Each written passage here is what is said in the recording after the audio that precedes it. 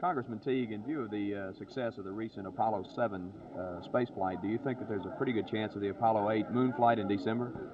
Mike, I met yesterday afternoon with Dr. George Miller, the director of the whole manned spaceflight program, and there were some things went wrong that they don't have all the data yet, and it isn't certain, Mike. They'll make a decision by about November 11th, but there is a possibility, but it isn't really as bright a picture as has been painted by the news media. There were a number of little things that they've got to know the answer to before they make that decision, and it hasn't been made yet.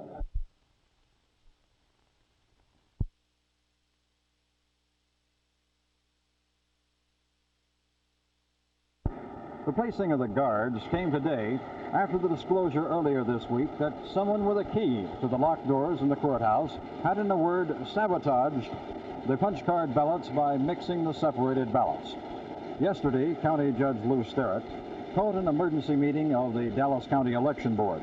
He requested that the FBI and the grand jury investigate the matter. It was agreed upon. Today, the judge went one step further.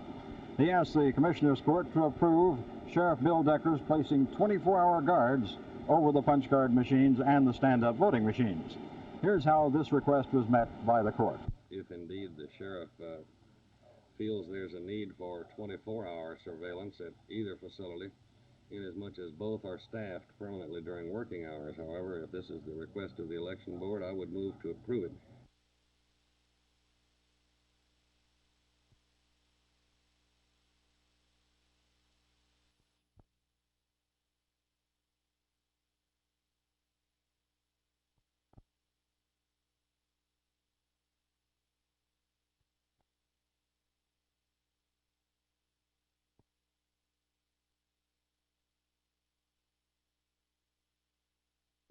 Program is great, but we need to expand it significantly. We want these businessmen to assist us, not in finding jobs simply in our major industries, but we want to concentrate on the 35,000 businesses that employ fewer than 25 people in this city. If each one of these businesses would simply take one of our young people, we could solve a lot of our problems in a hurry.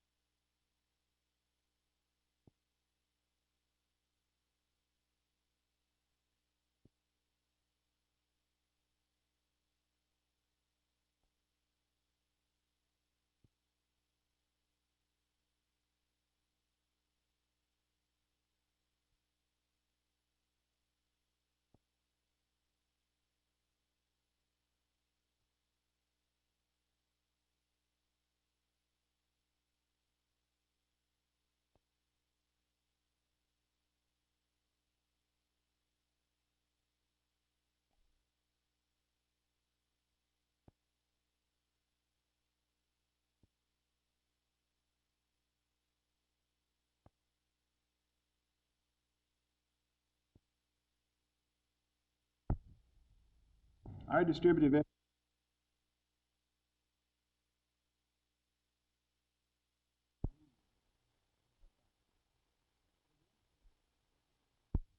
whether it will be possible sometime to limit the natural aggressiveness that apparently has become part of the human wherewithal from the beginning of time and enable it to live together as one species.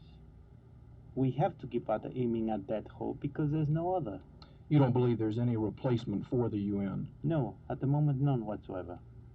Because it's not the Charter that it's wrong, it's not the principles that the Charter embodies, but just the way that these have been accepted by member states, and I include small and big powers alike.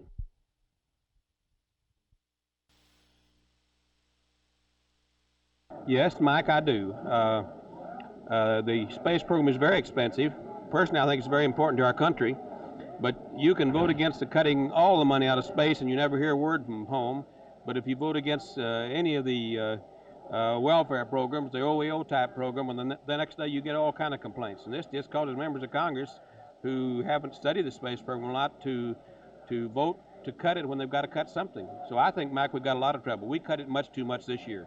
We're going to find that in 4 or 5 years, unless things change, that one of our competitor nations of the world is going to be way ahead of us, I think.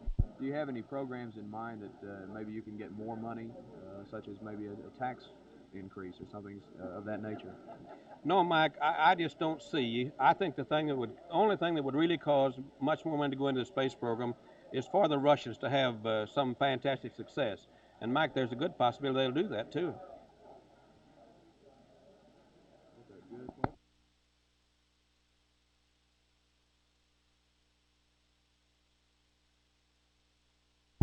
This afternoon, as 24-hour guards are standing watch over the new punch card voting devices at the courthouse and over the old stand-up machines at the voting warehouse, a blue ribbon committee of 6 men in the computer field representing major Dallas businesses met here at the Records Building to receive an explanation of how the punch card machine works. Before next week, these men will try to rig, or in any way possible, try to mess up the sample ballots and IBM-type cards. Sometime next week, they will run these sample ballots through the county's computers with a test deck to see what happens. It should prove to be an accurate count with no foul-ups. This computer test will be done on these same computers that will be used on election night.